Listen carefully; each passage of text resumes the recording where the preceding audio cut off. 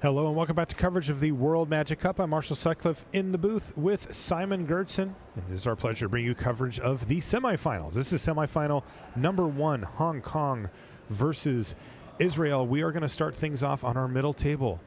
The two heavy hitters from both of these countries, that is Tian and Shahar Shenhar. Shahar's on the right-hand side of your screen, and there's Lee on the left, and we are underway. Now, this is an Is It Drake's mirror, but I use that term a little loosely here, Simon. Yes, Shahar Shenhar is on a relatively normal, traditional Is It Drake's list, and Tian, as you can see there, is playing all these crash throughs and a lot more one-mana cantrips, whereas Shahar even has space for main deck Niv Mizzets. You can see he's got one of those in his hand right now as well. In the meantime, Tian already doing what he wants to do, focusing on Arclight Phoenix in the early part of the game, and he's already got one in his graveyard. Could see it come back as early as next turn. He is running basically all of the one-mana cantrips in his colors. And it would not be impossible. In fact, that's Crash Through off the top of the library. If he has another land drop, he can opt Crash Through and then find one other one-mana cantrip, and he'd have that Arclight Phoenix back. Yeah. So let's see what he's got. Could also just do all of that next turn, or deploy a few Enigma Drakes first. You have so many options with this deck, similar to the modern decks that are trying to exploit Arclight Phoenix. The decision density in the early turns is really quite high. So it looks like, interesting, he's going to tap the Steam Vents here. He can play an island, play opt, and then hope to opt into either a Crash Through or another opt. A Warlord's Fury. He has island and mountain in hand, so either way he would be able to cast that. Okay, so irrelevant. And look at this, Shahar Shenhar fighting the fight, but this means that Tian will not be able to get back the Arclight Phoenix right now. There's a shock off the top of the library for Shenhar. Another decent answer for the Phoenix, though not a great long-term solution. Yeah, I think that was a great decision by Shahar, just getting that spell, getting a little bit of value from that spell pierce, making it much less likely for Lee to reanimate the Arclight Phoenix and so on. How's that for top decks? Crackling Drake off the top of the library to combat the Enigma Drake on the other side, but of course Crackling Drake for that extra mana lets you draw a card as well. Yeah, Crackling Drake, easily one of the best cards in this matchup. Clearly the superior version of Enigma Drake, unless you are under immense pressure.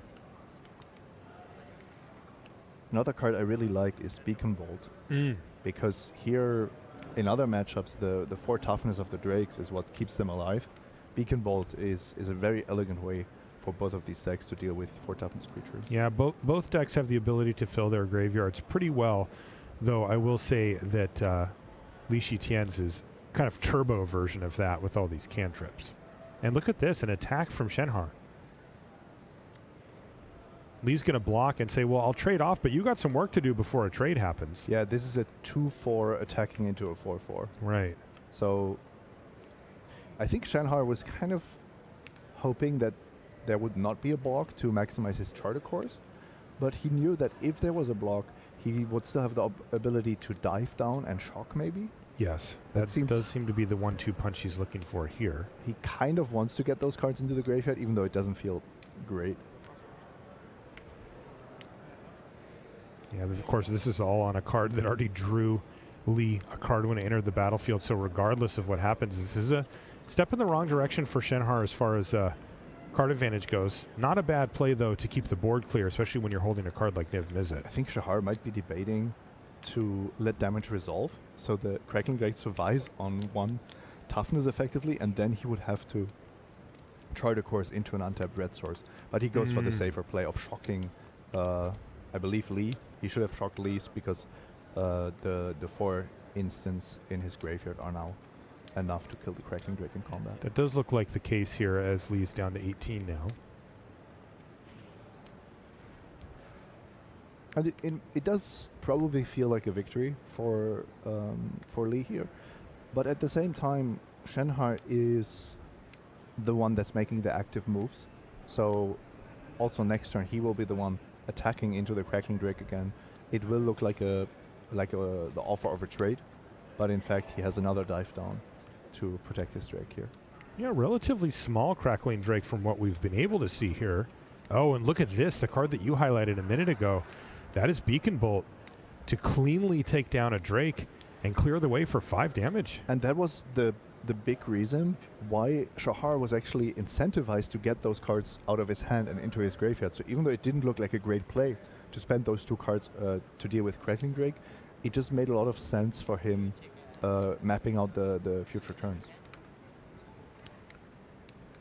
Shahar also keeping a copy of Dive Down at the ready to protect his Enigma Drake. And he's kind of just doing the Drake plan a little bit better than Tian is right now.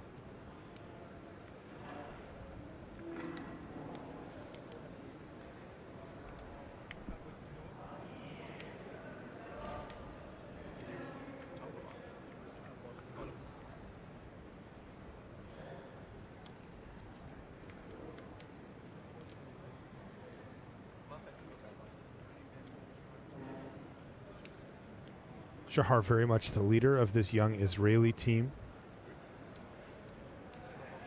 Not nearly as much experience as is normally the case for the team captains, but he's really taking a leadership role with these 2 gentlemen, and boy, has he done a good job of leading them, finding themselves all the way in the semifinals already. A fantastic appearance by the team from Israel, but they're not done yet.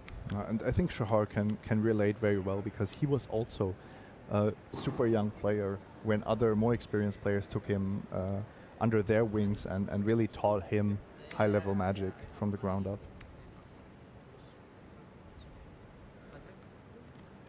Lee's strategy now revolves around the Arclight Phoenix.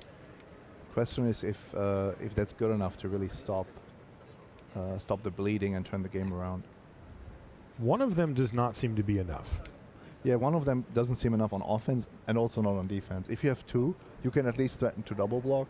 You have some play.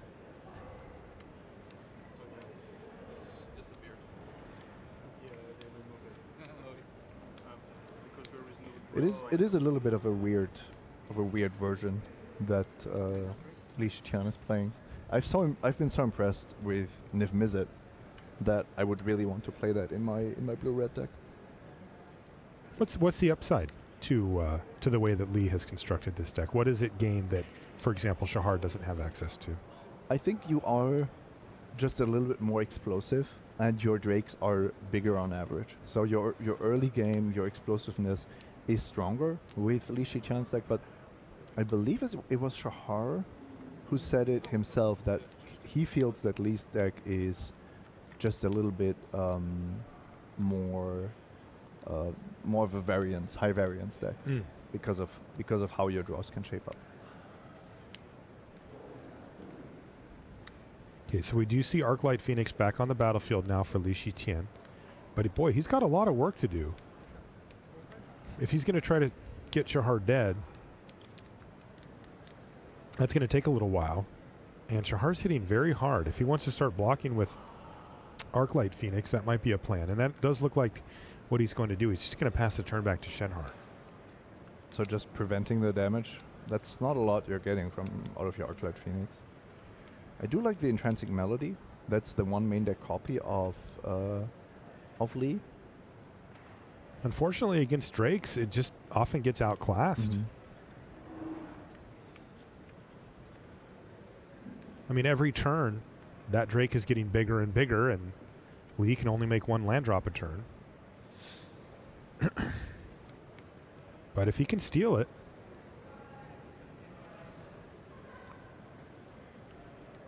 and Shenhar is drawing towards Niv Mizzet as well. Yeah. That one is very difficult to steal at 6. He can simply take away, though, the Enigma Drake. But again, we're talking about a significant mana investment, and a card like Dive Down foiling that is a real setback in tempo. Yeah, Dive Down could just be the deciding effect. Right, 5 mana to try to steal your Drake, and then you just dive down for 1?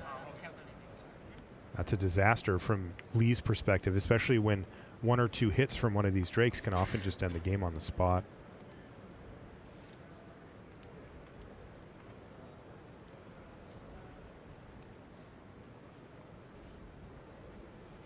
Shahar not quite to Niv Mizzet level yet, but he's building towards that as well.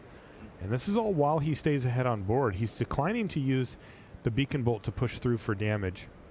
Instead, he'd rather just sculpt his hand. And so he's going to cast a couple of cantrips.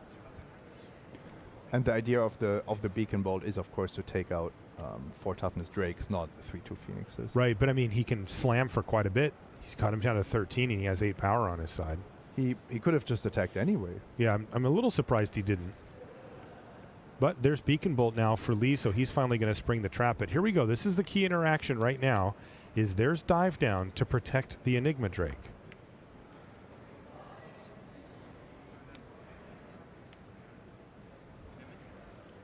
Oh, well, yeah, wow. But both of these players are actually playing towards their end game here, with Shahar prepared to just drop Niv Mizzet on the battlefield. Yes. And Lee kind of preparing his Entrancing Melody, drawing these dive downs and looking to see if that maybe works. Doesn't quite have... He needs another mana to be able to cast Niv Mizzet, but Shahar just found Lava Coil off the top of the library there. And he still has Beacon Bolt in his graveyard. Yes, he does. But he doesn't seem that interested in attacking. He didn't even do so last turn, even though there was no good block for Li Shitian.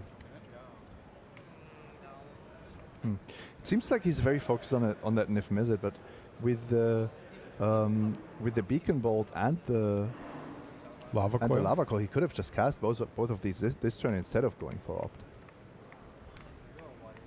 Yeah, I think you're right. I think he's focused on Niv Mizzet and potentially looking for a land here. There is the issue of maximized velocity. You see that weird card on the screen. The thing is, Shahar is on 20, and he has to find exactly the right timing for his attacks.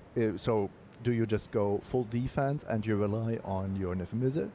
Do you actually wait for 7 mana so that you can maybe dive down it? And honestly, I'm a little bit surprised by how defensive Shahar has been playing these last 2 turns. Okay, well, he's going to play Opt and then play Discovery. Still looking for that land.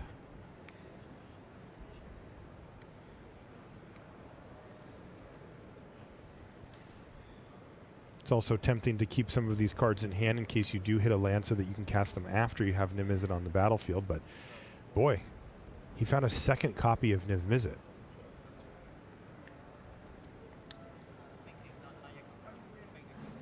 There's Lava Coil to kill the Enigma Drake on the other side, and now Shahar's going to attack, prompting Lee to put that in the bin. Now, the key there as well was that Shahar actually did build up his Drake to lethal. It was 14 power now, with Li Shitian just down to 13, so that was a forced block. The Discovery putting 2 more instants and sorceries into the graveyard. Now, Lee still has a Beacon Bolt available, though, right? Yes, in the but graveyard. Also an Entrancing Melody. Either one. I think Lee should also have the read that Shahar is sitting on a Niv Mizzet, because of how desperately he's been digging and how defensive he has been playing. I think at least that could be a little bit of a hint there. So Lee, with the Beacon Bolt in the graveyard and the Entrancing Melody in hand, has 2 powerful options regarding how to deal with these creatures. Yeah, certainly tempting to try to just Beacon Bolt away this Enigma Drake and try to set up to steal Niv Mizzet with Entrancing Melody. Looks like he doesn't have an 8th land though. Yeah, he does need a land. And I mean, taking over the Enigma Drake, that is going to be a 12 power creature on his side, might also be sufficient to just beat Niv Mizzet straight up. You always think that. And then and then Niv Mizzet shows up and you're like, never mind. But yes, this does seem to be the play here. The big 2-for-1 Entrancing Melody stealing Enigma Drake back while Shahar has the shields down. But boy, if Shahar gets to go land Niv Mizzet, he could be in very good shape here anyway. Lee was really missing that land. to either take control of Niv Mizzet or just deploy a second Enigma Drake on his side. Things do get interesting though, don't they? If he does draw a land and plays Niv Mizzet here, there's still that beacon bolt to take care of it. And that, of course, And he did. Lee was very aware of that. Yeah. And Shahar did exactly that. I don't think he has much other choice here. His hand is Niv Mizzet Island.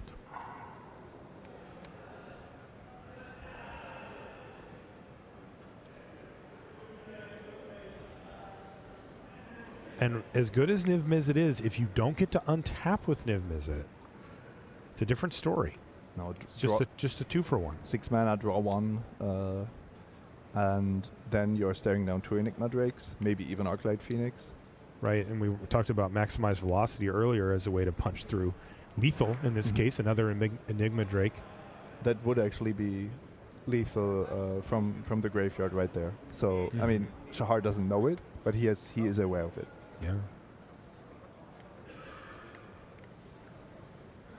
So Shahar's going to be very clever here and not play Niv Mizzet. Instead, he's going to jumpstart the Beacon Bolt to kill the only threat on the other side and then pass the turn back to Tian. So good play here from Shahar. He just avoided death. Would have lost on the spot if he had taken the more obvious line of just playing, the best card in his deck. But now Tian also gets to kind of adjust course a little bit here. He's going to play Crackling Drake and Enigma Drake. What a crazy game. This is great. It's not even the maximized velocity being cast. It's just the existence of maximized velocity, making it so difficult for Shahar, who at some point decided that Niv Mizzet was his route to victory, and at the moment he made the decision, it looked good. But the moment that the Beacon Bolt was cast, it was already clear that even a 6 land wouldn't be enough to stick Niv Mizzet, and Shahar is kind of paying the price for that. Yeah, now he has no choice other than just play Niv Mizzet out. And you can see that Tian simply points at the Beacon Bolt in his graveyard and says, I'm willing to use this, my friend. And that gives me lethal damage with these 2 Drakes, and Tian takes down the first game from Shahar Shenhar in the Izzet Drakes mirror match on our middle table.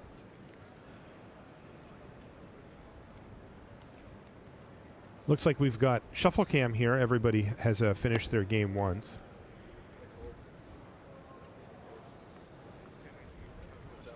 We can take a look at the sideboards for these players. I will start with Tian because he's on the more interesting build. Disdainful Stroke, as we've learned, not very good against Niv Mizzet, but you can use it to stop Crackling Drake from resolving. It's always tricky to whether to board in these cards that don't have a lot of targets, but the cards that you do get are extremely important.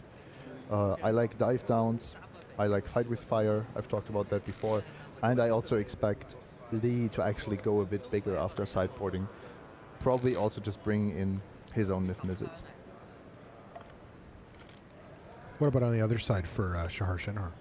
Yeah, I don't see as many good cards for the matchup, but I think that's because Shahar is, I don't want to say pre-boarded, but he must feel pretty good about his matchup against Blue-Red with the main deck Niv Mizzets and this more streamlined version that doesn't play Arclight Phoenix, which is a cost in other matchups, but in this one we actually saw the Arclight Phoenix. Yeah, you're a little bit scared in the beginning, but then it doesn't quite deliver the same blows as the Drakes do. So here I like more Niv Mizzets. I could see Murmuring Mystic making an appearance to buy time and somehow providing a different angle of attack. And Ral is it's kind of like Beacon Bolt, but your opponent's Niv Mizzet doesn't even draw a card, and it can stick around and give you a bunch of card advantage. You can take a look at the sideboard here for Tian. Like you said, those Niv Mizzets. I don't love the Entrancing Melody, but there's a good chance that you want them anyway. What I don't know is how careful Lee has to be with his mana count, with his land count. I count 20 lands in his main deck, so it's not as easy as just saying, oh, I don't want Crash Through and Warlord's Fury, and I'm going to take in some Niv Mizzets and Fight with Fires, because your mana is just not built to support that. So we are going to see quite an amount of cantrips stay in there, And Lee is ultimately the deck that wants to close out the game quicker than Shahar. Let's take a look at Shahar Shenhar's sideboard that we just talked about a minute ago. The 2 Ral is at Viceroy, interesting as you mentioned, and then that Murmuring Mystic down below. Yeah, in a premium spot. Yes, it's all by itself somehow. There's the potential for Shahar to bring in a third Niv-Mizzet. It is a lot, but with Jumpstart, you actually have quite a lot of breathing room there. Regarding cards to take out, let me just check the land count here. 8, 16. It's also not many lands. 21. Okay, yeah, these decks are really built at the very edge of what's possible with your mana in standard. If you imagine what you can usually do with 20 lands, this only works because you're playing all these cantrips. So Charter Course and Discovery Dispersal are effectively uncuttable, and then you have to decide which of my spells are cards that I maybe don't want. I don't love Shock in this matchup. I think Shock might be one of the weakest cards for both of these players. Take a look at the feature match area here in Barcelona. Thanks so much for coming along for coverage of the World Magic Cup. This is the last one. So a lot on the line, even more than normal for these countries as they get to etch their country into that into the record as having won a World Magic Cup. There's not that many that have done so. You think we're going to get a repeat champion? Possible. It is absolutely possible. We know we'll have a repeat champion in the finals because France and Italy have already gotten a trophy. These two nations don't. Yeah, we have kind of the European fight coming up in semifinal number 2 between France and Italy. And Hong Kong, I think Hong Kong's lineup is the lineup that this other semifinal is scared of. It's just they kind of know that with the Boros Angels and this peculiar Is It Drake's list, a lot of the edge that they had in other matchups, they just don't against Hong Kong. Worth noting here, by the way, that the round ones actually went quite well for Israel. Somehow it was Shahar Shenhar, their best player, who managed to not win, although he is playing against the best player from Hong Kong as well. But his teammates both won their game 1, so he's going to look to the sides and say, nice job, gentlemen. I'll try to win 2 in a row, but in the meantime, if you could win a game apiece, that would be beautiful. And that reminds me of the Selesnya Tokens deck taking game 1 against Boros Angels as well. But then Boros Angels came back really, really strong against Slovakia, where the Crawler Harpooners just didn't cut it. So don't count Ru out there on table 1, table A.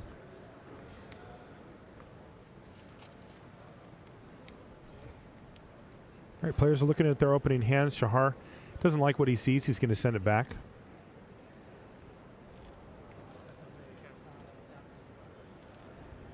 But Lishi has kept his hand. So we'll see if Shahar, who's going to be on the play this time, can come up with something worth keeping on 6. If he can't, he's going to be in trouble.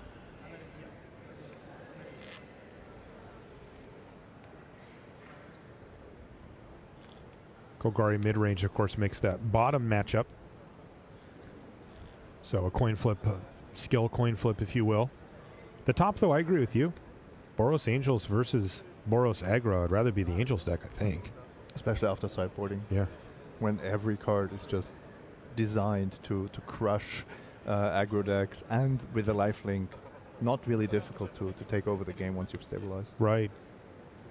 Getting a hit with a Lyra Dawnbreaker or any other angel with her is devastating for any type of aggro deck. And then, again, you have these Boros aggro draws where you're just dead on turn 4. Yep. Heroic reinforcements after History of Benalia, and that's it. And it's over. We got a chance to see a lot of that at the Pro Tour. All right, looks like that library's good and randomized here. Extra randomized in this case.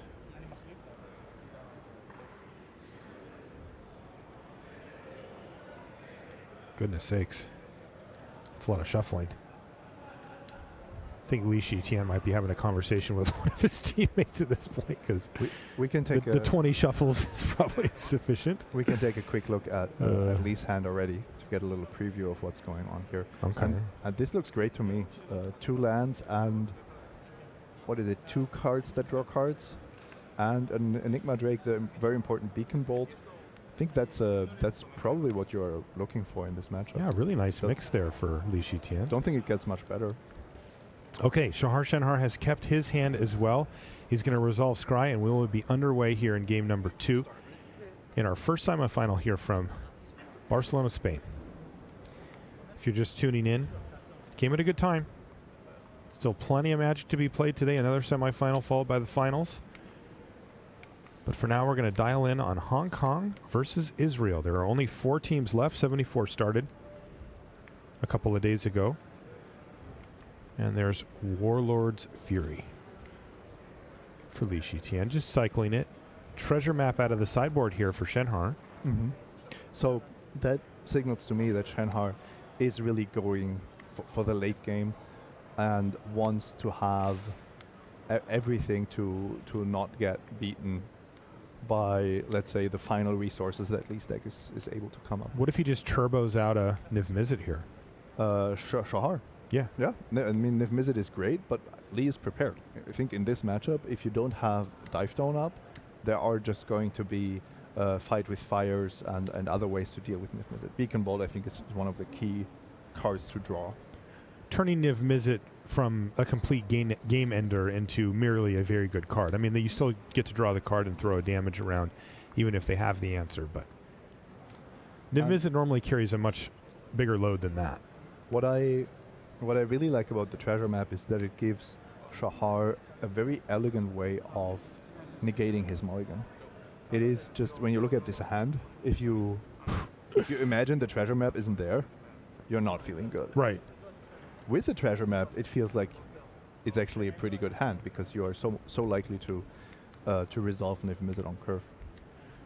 Also, the Izzet Drake deck that Tian has brought to the table, well, it's not particularly quick, right? It tends to set up this one mega turn for late in the game where they can get the stuff out of the way and kill you, similar to what happened in game number 1, but it means that Shahar isn't going to be dead in a turn or 2.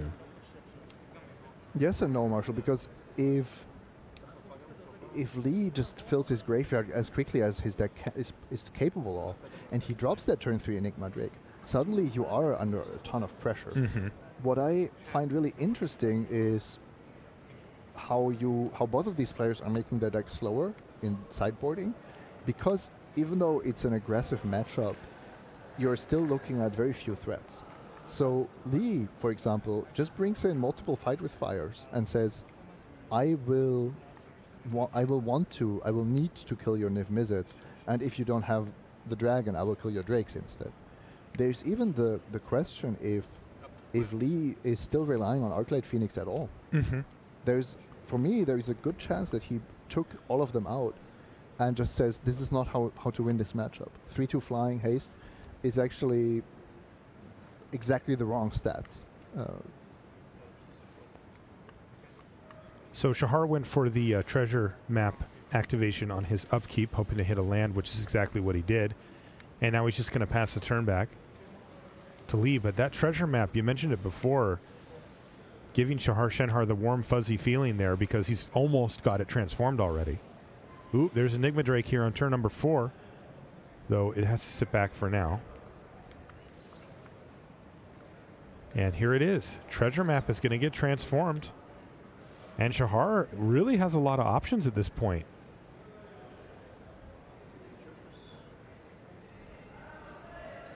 Look at all that mana. He's got Chart a Course and Discovery Dispersal in his hand as well, but currently no answer for the opposing Drake. Mm-hmm. But has a land here, which means one option is to just cast Crackling Drake and delay the Niv Mizzet by 1 turn, where you can not only cast Niv Mizzet, but also have additional card draw available. Mm-hmm. Or just instance to cast. The downside, of course, to the Drake plan is that his is only going to be a 1/4. But he's going for it. Sure. And, of course, he gets that extra card. There's another land, and he does want to see lands at this point.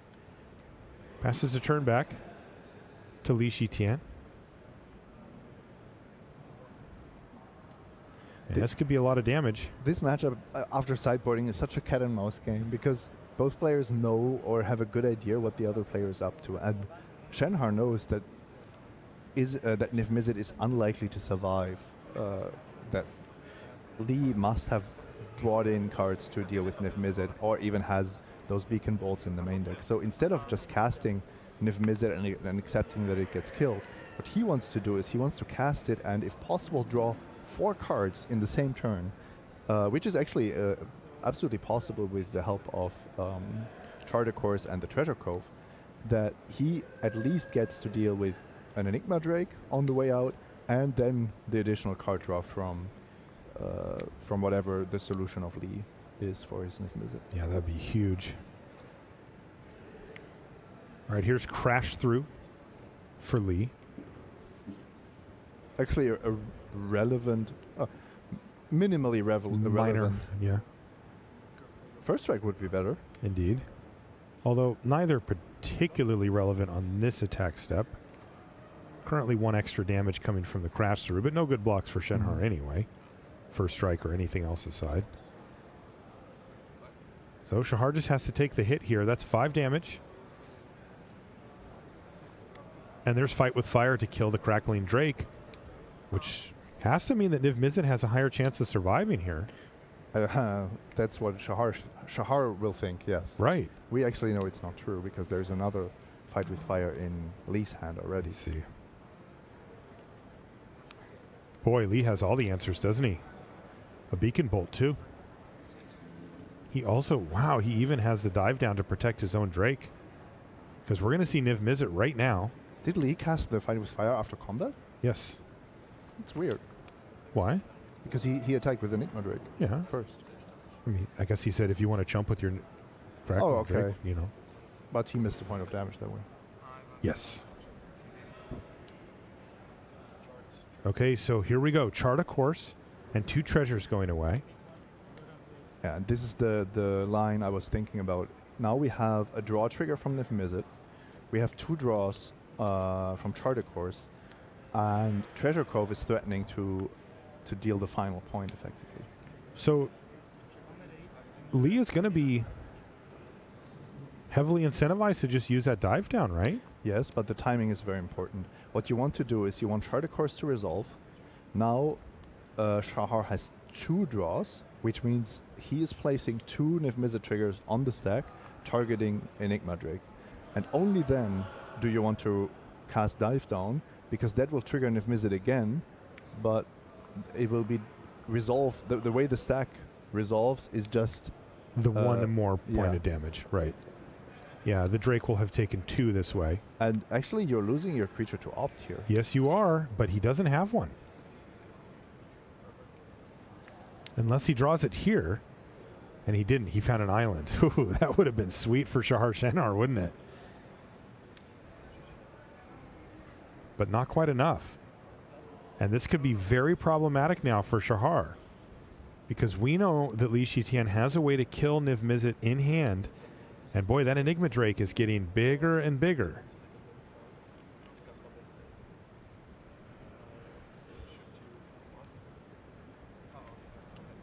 Don't underestimate the amount of cards that Shahar is drawing here. Yes, that Niv Mizzet will go down, but Lee doesn't have a lot more to really do here. Okay. So let's see how it plays out now. Back to Tian. What I'm asking is where's the remaining pressure coming from? Right. What is Lee finding to really pressure Shahar here? Besides the Enigma Drake on the battlefield, you mean? Yeah, but I don't think you can expect that to live. I see. Because of all the cards that Shahar's drawn, he's had to find an answer. He's seen 5-6 cards. Yeah. After sideboarding, there are a ton of ways to deal with those 4 toughness creatures. Okay, there's Fight with Fire to kill Niv Mizzet. Draw a card. Yeah, don't forget that one on the way out either. Boy, yeah, Shahar's hand is stacked, though. It doesn't look like it's particularly removal heavy, does it? Exactly. Actually drawing almost all creatures. Yeah. I suppose those aren't the worst here either. He also has another draw step, or another draw if you'd like, with that treasure cove and the treasure.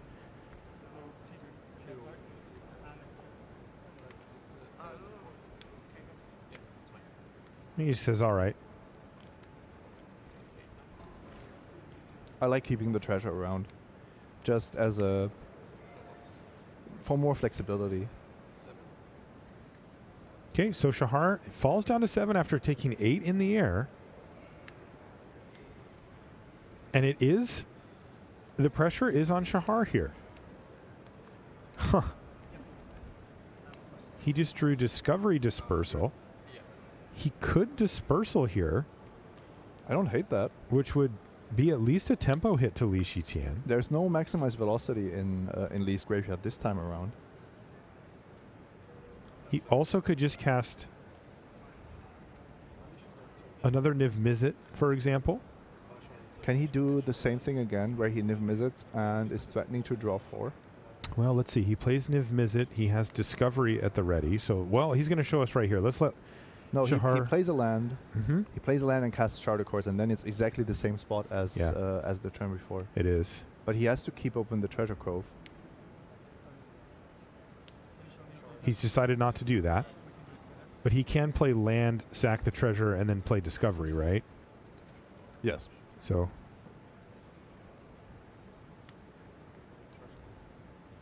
He says, does this resolve?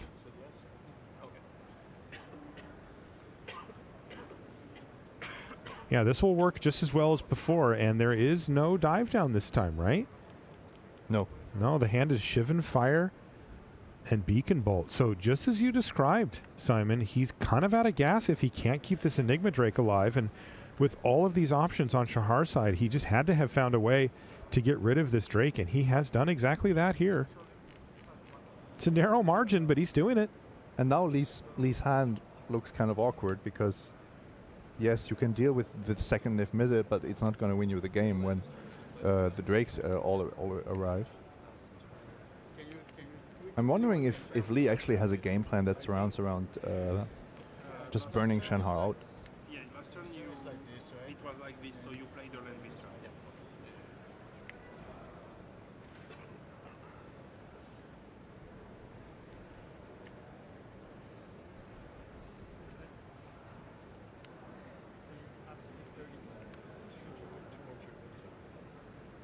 Okay, there was some discussion about if Shahar had played a land already. Yes, there seems to be. I want to wait to get updated on this one. Okay, yeah, he has already played a land this turn.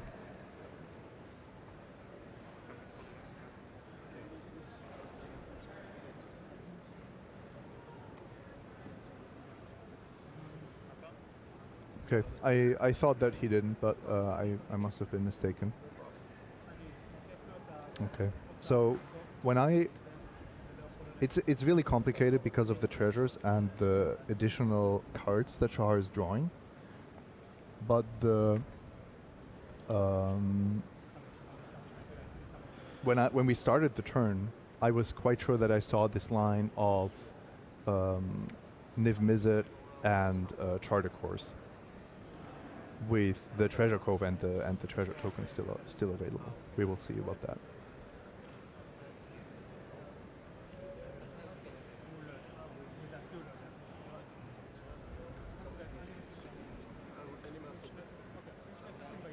All right, well, we're going to jump over to another table here while they sort out whatever's going on at that table, and we'll give you an update whenever we possibly can on that as well.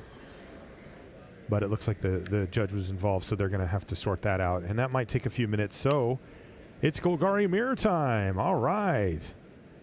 As we saw earlier, Edgar had won game number 1. And Simon, have you been able to process this board state yet? It's quite a bit going on here. There's Karn with some constructs and stuff. Yes, the first thing that I noticed was actually the life totals. 32-5 means that Dadiko is favored, actually almost no matter what the board state. It's not entirely true, but he's favored here. He's attacking Edgar, putting on a ton of pressure, and Edgar is just holding on by a thread, but that again, I don't quite understand why. The Carnage Tyrant is tapped because it had to take down a Vraska on the other side. So, Okay. Dadico must have had the 4-mana Vraska in play until now, and now Dadico is trying to deal those final points of damage. Edgar building constructs just to stay alive.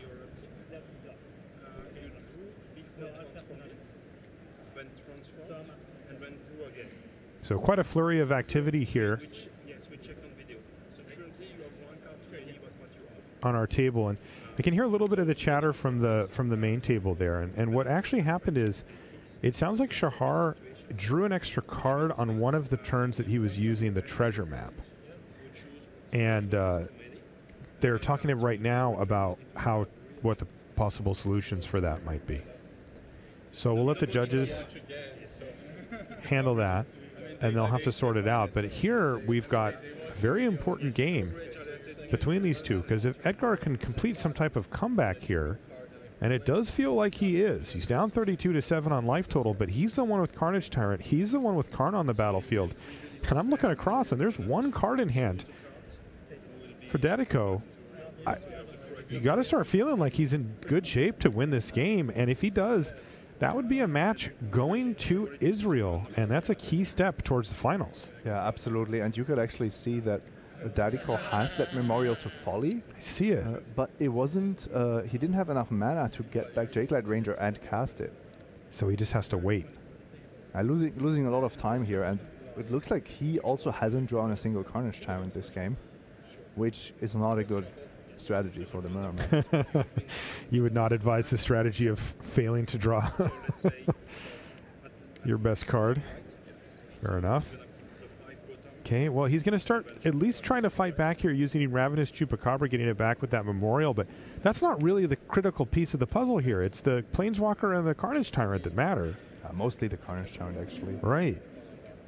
And that thing can end the game extraordinarily quickly if left unchecked. Even coming into this game, with Dadico sitting at 37 or whatever life he was at, it's going to plummet quickly. And Edgar doesn't have to rush it. Edgar can, for example, make a second construct to just have blockers for his Karn if he isn't holding anything else. Yeah, it looks like he's just got a couple of lands with silver, so nothing great to get. Oh boy, is this seriously another copy of Carnage Tyrant for Edgar? Oh boy, it is. And this one's going to be over very quickly. In fact, next turn, it could be over if there's not a relevant draw, and there's not. And that is Edgar picking up the match for Israel and putting him in a position, putting them in a position to get into the finals with a single match win from either Zuckerman or Shenhar from this point forward. Well, I guess they're still sorting things out on our middle table, so we're just going to head back to our back table here, where we have Zuckerman playing against Wu. And boy, the Israelis are in a very good position here. Zuckerman can win a game and send them to the finals right now. Yep. By the way, it looks like they did resolve that situation, because I see Tian has won the match. I'll try to get an update for you on what exactly transpired there, but that has happened. So now it all comes down to this. This is the top match here. Boros Aggro versus Boros Angels. You and I like the Boros Angels side of the matchup, though, but it does have to be 2 games in a row if Hong Kong's going to advance. Okay, Marshall. If I give you this matchup, you would choose Boros Angels, right? I would. What if I give you this matchup, but Boros Aggro is up again? I would take Boros Aggro. And that's where I'm leaning towards, but honestly, probably close. It is still pretty close. Yeah. And that's not true for a lot of decks in the format. Being up a game is, well, you can't get that kind of edge, through deck building and standard, generally speaking. Yeah, absolutely a close one here, but Hong Kong should be the one feeling the pressure, because just one of those good quick draws that leads into a couple of History of Benalias, and we could see Israel in the finals. If not, though, it will be Hong Kong.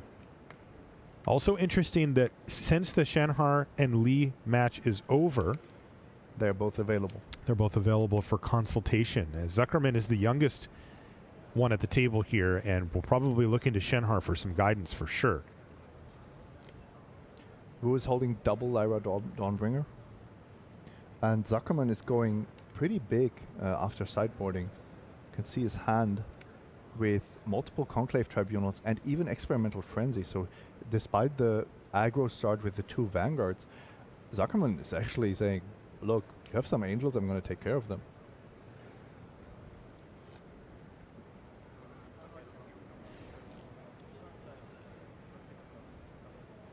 Does look a little bit awkward, just a little bit awkward with the Vanguards that are only good on offense, or almost only good on offense, and then you bring in all these late game cards, so somehow it doesn't quite match up. Maybe giving them each a +1/+1 counter is the way to go.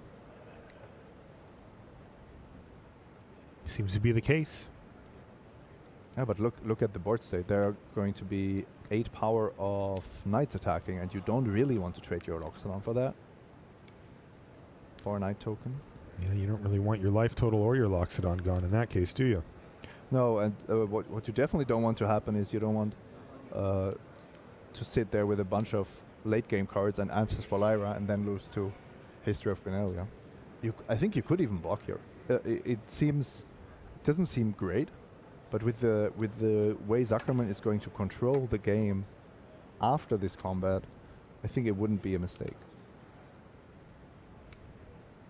Ooh, but there's Lyra Dawnbringer. So this is a key turn, because if Zuckerman does not have an answer for Lyra, it's going to be extremely difficult to win from this point for an aggressive deck. So let's see that first and foremost. There's Conclave Tribunal ×2. So plenty of answers for Lyra, as it turns out. And boy, those Adanto Vanguards hit very hard, especially in conjunction with the Venerated Loxodon. That's a lot of damage. It is, but Zuckerman is on 10, so it's not like he can activate those Vanguards as many times as he wants. Oh, good point. Still, would he activate? Let's just say he attacks with everything, and Wu says, okay, block both your Vanguards. Would he put himself down to 2? To 2? I don't think he can go down to 2. Okay. I think he would probably go down to 6. And trade one and keep the other. This is a big decision point now for Team Israel, and this is again where you're going to want Shenhar to lend his expertise in a situation like this. By the way, I do have an update from that that judge call. So Shahar did draw an extra card, and it was for a warning. It's called a hidden card error. They resolved it by eliminating a random card from his hand and maintaining the scry that he had done that turn. But ultimately, it didn't matter because he lost anyway. So the judge ruling was resolved, but then the loss was because he had the Enigma Drake and dealt with the Nifmizet. That's right. That was how that ended up. Honestly, I think there was something in... I thought, and Shahar thought, that there was a way to deal with the Enigma Drake while casting Nifmizet that turn, and then somehow it didn't end up working out. Right. And that, of course, can't have been the plan of our 2-time world champion. By the way, good call, Simon. They attacked with everything. Both got blocked. One of them died. One of them decided to get activated. So 6. And it is good as Lyra Dawnbringer looks here off the top. Another Conclave Tribunal represents a huge hit, another 8 damage coming in, and that means that Wu is very much up against it. Yeah, wow, and look at that, heroic reinforcements next turn as well. Boy, we could see Israel moving on here. This is a huge turn. Wu has to come up with some way to get in the way, maybe another Lyra. Well, Wu has expensive cards. Wu needs something, he needs to do 2 spells a turn, something like that. He's really been losing because he didn't generate the right amount of tempo this game. So he has to rely on Aurelia, and that is not going to do it. You see how quickly Zuckerman's untapping because he has heroic reinforcements in hand. He slams it on the battlefield, and he is going to lead Israel into the finals with this attack step. Everything lined up. He says, I can soak up 4 damage, but that is not enough. It's still lethal, and Israel's through to the finals. Boy, Shahar Shenhar's going to look to his sides and say, thank you very much, gentlemen. It didn't go the way that Shahar wanted on his middle table, but he was carried by his teammates from Israel, knocking off Hong Kong. By the way, that is their first loss of the tournament. What a run from Hong Kong, but it is Israel who's through to the final. Great job, Hong Kong. Great job, Li Tian. That was very impressive showing.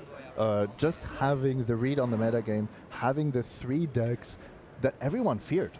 Also in this top 8, I talked to Mengucci and he was like, I would rather not play against Hong Kong. Boros Angels, this is it deck. It's not pretty. Yeah, and you could see the raw power there. And frankly, those removal spells were totally clutch for Team Israel. They needed both of those Conclave Tribunals to be able to get through, and they did it. They pulled it out. So, Israel through to the finals. We've got one more semifinal to bring you. We're going to set up for that, but first, these messages.